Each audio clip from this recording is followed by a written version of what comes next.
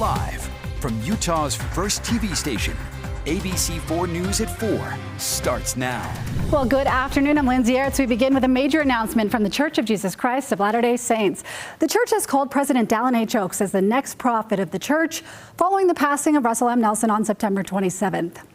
Well, Oaks has called Henry B. Eyring and Todd D. Christofferson as his two counselors in the first presidency. Now, our Bayon Wang tuned into that announcement today and joins us live at Temple Square. Bayon, there was a lot of anticipation for this. That's right, Lindsay, a whole lot of anticipation. In fact, this is the longest stretch of time that the apostles were leading the church without a president in the modern day. And now, of course, we know that President Oaks will be taking that role. Members of the Quorum of the 12 met earlier today to consider reconstituting the first presidency. 16 days after the death of President Russell M. Nelson, a new prophet has been called to lead the Church of Jesus Christ of Latter-day Saints. We are honored now to announce that President Dallas Harris Oaks was set apart as the 18th president of the Church of Jesus Christ of Latter-day Saints this morning. First counselor under President Nelson, Dallin H. Oaks, now the head of the church. I'm grateful to the Quorum of the 12, whom I esteem and love also as apostles of the Lord Jesus Christ, for their commitment to follow the Lord's will through his duly appointed servants. The 93-year-old is a Utah native born and raised in Provo. Oaks graduated from Brigham Young University, where he would later become president after teaching and practicing law in Chicago.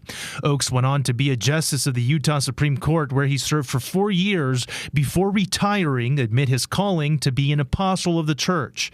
Presidents Gerald Ford and Ronald Reagan also considered him for a United States Supreme Court nomination. Now, Oaks' purpose: to serve everyone in the world. We are all children of heavenly parents, and that we are called to serve all of the children of God in this wonderful, restored Church of Jesus Christ of Latter-day Saints. Oaks calling his two counselors into the first presidency. I am pleased to announce that we have a new first presidency.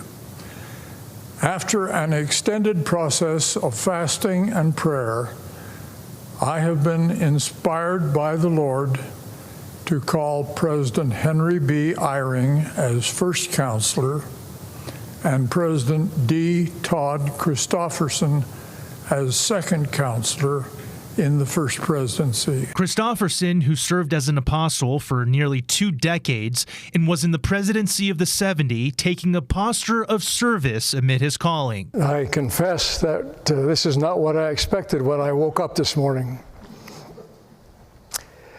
But I am deeply honored by this calling and the trust that it carries.